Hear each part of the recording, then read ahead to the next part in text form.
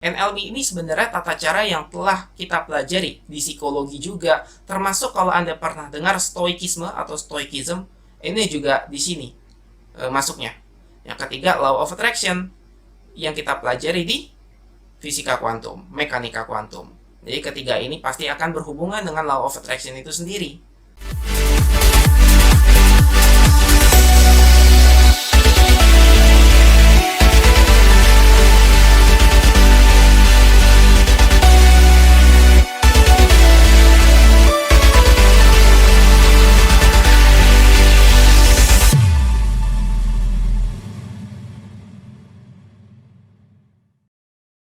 Halo, kembali lagi bersama saya, Fernando Prilian Adam. Nah, di video sebelumnya saya telah membahas inti daripada Law of Attraction. 3 komponen dasar, yang pada dasarnya kalau kita urutkan lagi, ini semua masuk ke dalam pikiran kita, yang disebut pikiran bawah sadar. Jadi apa yang kita pelajari dari dalam maupun di luar. Contoh, jadi ini adalah prosesnya. Hipnosis itu bagaimana cara kita mempelajari pikiran bawah sadar. NLP bagaimana cara kita mempelajari tata cara semuanya masuk ke dalam bawah sadar kita.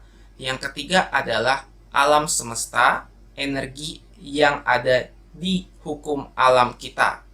Jadi kesesuaian, keselarasan, vibrasi, energi kita pelajari di bidang fisika yang lebih khusus namanya fisika kuantum. Jadi pada dasarnya kalau kita ingin mempelajari pikiran bawah sadar, yang disebut pikiran bawah sadar, kenapa dia disebut bawah sadar? Karena dia adalah kesadaran yang tidak kita sadari, makanya harus kita pelajari.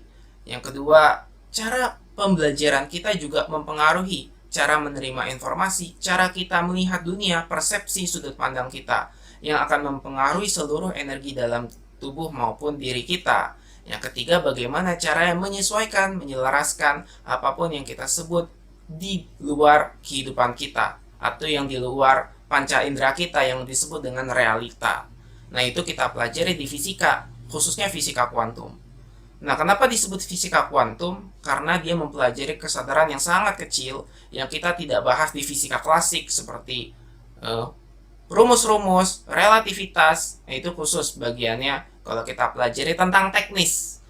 Nah, namun kita pelajari di kuantum ini adalah fokus. Fokus menjadi fondasi. Kita lihat semua fenomena adalah energi, tapi perwujudannya seperti materi, ya elemen, informasi itu juga perwujudan yang akan menjadi salah satu komponen-komponen yang disusun agar informasi tersebut bisa diolah pikiran bawah sadar kita, diproses programnya, tata caranya, informasinya.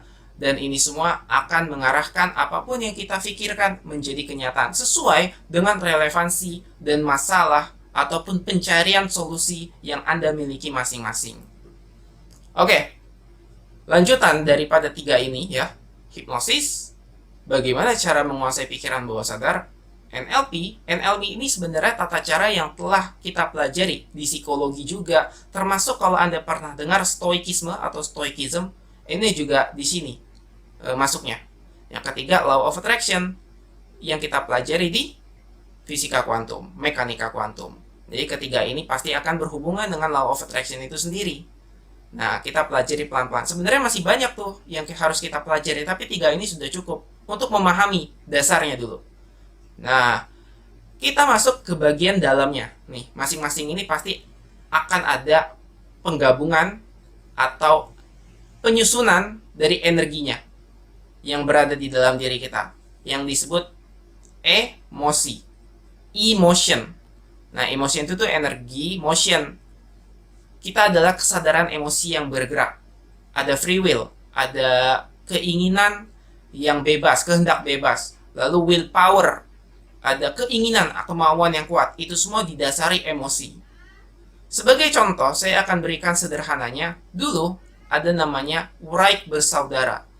Mereka dikatakan gila oleh orang-orang lainnya di sekitar mereka karena mereka ingin bisa terbang. Nah, saya akan berikan salah satu contoh perwujudan konversi energi. Yang mana pada saat mereka berpikir memiliki kemauan untuk terbang, mereka merencanakan. Nah, perencanaan ini disebut prosesnya, tapi seluruh apa yang mereka lakukan itu adalah konversi energi. Apa yang mereka makan, apa yang mereka masuk ke dalam tubuh menjadi pikiran mereka, dituangkan dalam tulisan, gambar, blueprint, disusun, itu kan perubahan energi semua. Disusun menjadi blueprint, ya, model-model, trial and error, ya, kegagalan, keberhasilan, sampai akhirnya hasilnya mereka bisa membuat pesawat yang bisa terbang, yang teknologinya kita pakai sehari-hari. Kita bisa lihat terbang bukanlah hal yang mustahil lagi bagi kita. Begitu juga, makanya salah satu hal yang pasti itu ingin kita lakukan ketika mencapai law of attraction itu adalah belajar. Karena dengan belajar, mengetahui ilmu dan pengetahuan yang cukup akan membuat probabilitas, posibilitas, kemungkinan, kepastiannya meningkat. Sehingga itulah salah satu apa yang ingin saya sampaikan, yaitu ketidakpastian itu pasti, namun untuk membuat pasti adalah meningkatkan posibilitas dengan belajar ilmu, belajar pengetahuan yang harus diterapkan. Yang kedua sekarang adalah belajar menguasai emosi kita. Nanti emosi ini kita kendalikan, bukan kita dikendalikan bawah sadar, bukan kita dikendalikan emosinya, tapi kita lah dengan kesadaran mengendalikan emosi dan pikiran bawah sadar kita. Barulah dari sini kita bisa melakukan perwujudan atau manifestasi yang kita butuhkan sesuai dengan apapun program yang telah kita tanamkan di dalam pikiran bawah sadar kita. Yang program ini secara sengaja kita lakukan untuk demi impian yang ingin kita capai. Itulah inti daripada law of attraction. Jadi simpelnya, sederhananya adalah perwujudan emosi yang dilakukan pelan-pelan secara proses, dan kita pengendaliannya itu pengendalian emosi, kesadaran emosi yang bergerak ini kita kendalikan untuk mengendalikan pikiran bawah sadar kita sendiri yang akan menuju proses, di mana prosesnya ini adalah pelan-pelan step by step pengendalian bawah sadar, lalu singkatnya untuk mencapai permukaan nih, kesadaran yang lebih tinggi, higher energi nih. Jadi energi itu ada tingkatannya, sampai pada saat energi lebih tinggi itu sudah lepas kemelekatan yang ada di bawah, sehingga di sini kita memiliki sudut pandang atau perspektif yang lebih luas tentang realita. Gitu. Ada perspektif, persepsi yang lebih luas.